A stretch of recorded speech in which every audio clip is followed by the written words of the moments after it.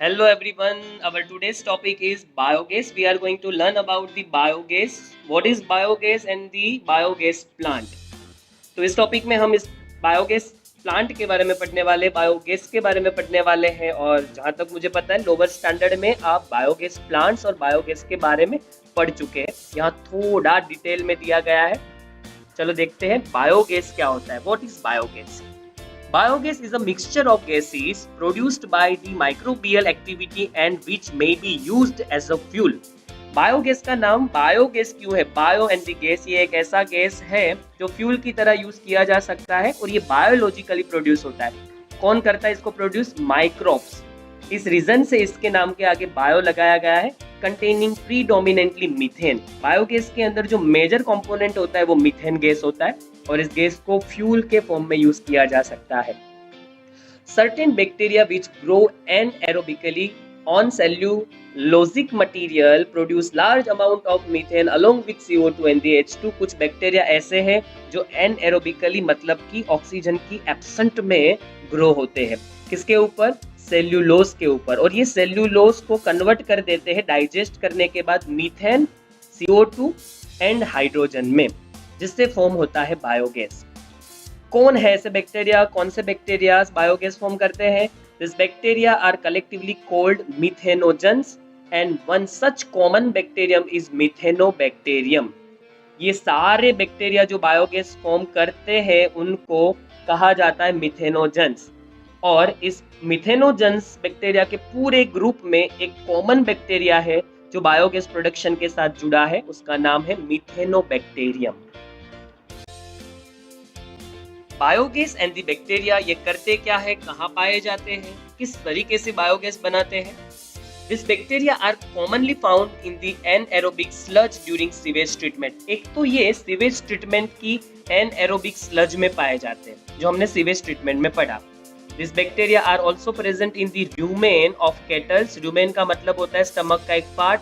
ये कैटल्स के रूमेन के अंदर होते हैं, नेचुरली पाए जाते हैं। A lot of cellulosic material present in the food of cattle is also present in the rumen। हम जानते हैं कि कैटल्स मोस्टली वेजिटेरियन होती है और ये कैटल्स जो है वो घास फूस खाती है, वो प्लांट्स को यूज करती है एज अ फूड। और प्लांट्स की सेल वॉल सेल्यूलोज से बनती है, तो प्लांट्स में ढेर सारा सेल्यूलोज मटेरियल होता है और कह सकते हैं कि इसके रूमेन के अंदर, कैटल्स की रूमेन्स के अंदर काफी सेल्यूलोज मटेरियल प्रेजेंट होता है। In rumen, this bacteria help in the breakdown of cellulose and play an important role in the nutrition of cattle। Rumen के अंदर ये जो बैक्टीरिया है वो सेल्यूलोज को ब्रेक करते हैं और सेल्यूलोज कार्बोहाइड्रेट्स के अंदर आता है। सेल्यूलोज के ब्रेक होने से ग्लूकोज फॉर्म होता है। इस तरीके से कैटल्स को न्यूट्रिशन मिल जाता है। सेल्यूलोज के ब्रेकडाउन से कैटल्स को ग्लूकोज मिल जाता है।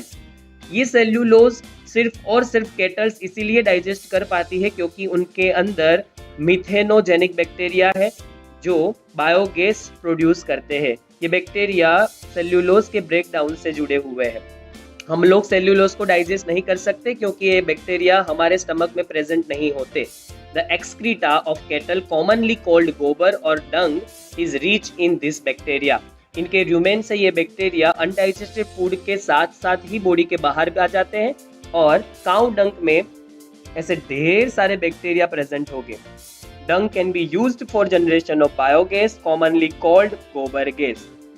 ये बायोगैस बनाने के लिए हम काउ डंग या बफेलो डंग को यूज कर सकते हैं। क्योंकि ये गोबर से बनाया जाता है इसलिए इनको गोबर गैस के नाम से भी जाना जाता है। Structure of biogas plant. Biogas plant का स्ट्रक्चर क्या होता है, कैसे बना सकते हैं बायोगैस प्लांट?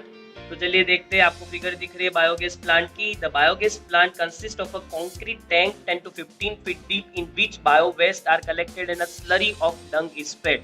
हमें एक ऐसी डीप कंक्रीट टैंक बनानी पड़ेगी जिसके अंदर हम बायो वेस्ट डाल सकते हैं, काउ डंग, बफेलो डंग डाल सकते हैं, हम प्लांट्स वेस्ट डाल सकते हैं। एक स्लरी जो हम डंग से बनाएंगे वो उसके अंदर हम फेड कर सकते हैं। A floating cover is placed over the slurry which keeps on rising as the gas is produced in the tank due to the microbial activity.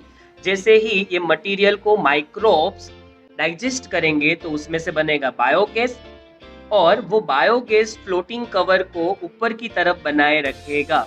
आपको गैस स्टोरेज टैंक दिख रही है, वही जनरली फ्लोटिंग कवर होता है। The biogas plant has an outlet which is connected to a pipe to supply biogas to nearby house. Gas control valve, outlet for biogas, ये दोनों आपको फिगर में दिख रही है। ये सीधी घर तक जाएगी और वहां हमें बायोगैस मिल जाएगा। तो सेकेंड इमेज इसके बाद की, उसमें देखते हैं कि इसके कंपोनेंट्स क्या होते हैं और कौन कौन से पार्ट्स होते हैं बायोगैस प्लांट के। स्ट्रक्चर ऑफ बायोगैस प्लांट में अब देख रहे हैं कि ये पूरा स्ट्रक्चर कैसा होता है, कौन कौन से एलिमेंट्स इसके अंदर होते हैं। कंपार्टमेंट देखते हैं बायोगैस प्लांट का। इस फिगर को देखिए। सबसे पहले देखिए मिक्सिंग टैंक। मिक्सिंग टैंक आप देखिए ग्राउंड लेवल पे होती है। इसमें मिक्स किया जाता है काउ डंग, बफेलो डंग, बचा कुचा अनडाइजेस्टेड फूड भी आप इसमें डाल सकते हैं। आप प्लांट्स के जो भी वेस्ट मटेरियल है उसको भी इसके अंदर यूज कर सकते हैं। इसके अंदर ये सारी मटेरियल को मिक्स करना होता है, इसमें वाटर डालना होता है और एक स्लरी जैसा बनाना होता है। स्लरी मतलब रगड़ा। और फिर यहाँ एक वाल्व होता है मिक्सिंग टैंक के नीचे। उस वाल्व को खोल देने से जो इनलेट पाइप आपको फिगर में दिख रही है वहां से वो स्लरी सीधे घुसेगी मेन टैंक के अंदर, जिसको हम डाइजेस्टर के नाम से भी जानते हैं, जिसको डाइजेस्टर टैंक कहा गया है। अब इसके अंदर ये स्लरी इकट्ठा होगी। यहाँ माइक्रो ऑर्गेनिजम्स ऑक्सीजन के एब्सेंट में डाइजेशन शुरू करेंगे और उससे फॉर्म होगा बायोगैस, मतलब कि मेजोरिटी अमाउंट में मीथेन गैस। ये गैस स्टोरेज टैंक के अंदर पहुंचेगा। वहां आप देखिए गैस कंट्रोल वाल्व या आउटलेट फॉर बायोगैस है, वहां से ये गैस किचन तक पहुंच जाएगा। अब जैसे जैसे मिक्सिंग टैंक से स्लरी डाइजेस्टर टैंक में भरते जाएंगे, डाइजेस्टर टैंक धीरे धीरे धीरे ओवरफ्लो होता जाएगा। जैसे ये ओवरफ्लो होगा तो ये जो स्लरी है वो स्लरी ओवरफ्लो होके आउटलेट जो पाइप आपको दिख रही है वो आउटलेट पाइप के जरिए ओवरफ्लो टैंक तक पहुंचेगी। वहां से ये स्लरी को हम निकाल लेंगे और इसको यूज करेंगे as a fertiliser, natural fertiliser. Biogas plant in rural area, ये टॉपिक, ये जो पॉइंट है वो बायोगैस प्लांट में लास्ट पॉइंट है, लास्ट टॉपिक है, लास्ट स्लाइड है। हमने देखा कि जब ओवरफ्लो होता है तो वो स्लरी है वो आउटलेट के जरिए बाहर की तरफ आ जाती है, ओवरफ्लो जो है वहां से, और फर्टिलाइजर की तरह हम इस स्लरी को यूज कर सकते हैं, नेचुरल फर्टिलाइजर की तरह। The spent slurry is removed through another outlet and may be used as fertiliser. Cattle dung is available in large quantities in rural areas where cattle are used for a variety of purposes. Kettles mostly villages में grow करवाई जाती है, इसलिए cattle dung है उसकी availability villages में ही ज़्यादा रहती है। यही रीज़न है कि बायोगैस प्लांट्स मोर प्रैक्टिकल है विलेजेस के अंदर या तो रूरल एरियाज के अंदर। So biogas plants are more often built in rural areas. The biogas thus produced is used for cooking and lighting. Biogas में मेन जो गैस होता है वो मीथेन होता है और वो इनफ्लेमेबल है, उसको कुकिंग और लाइटिंग के लिए यूज किया जा सकता है।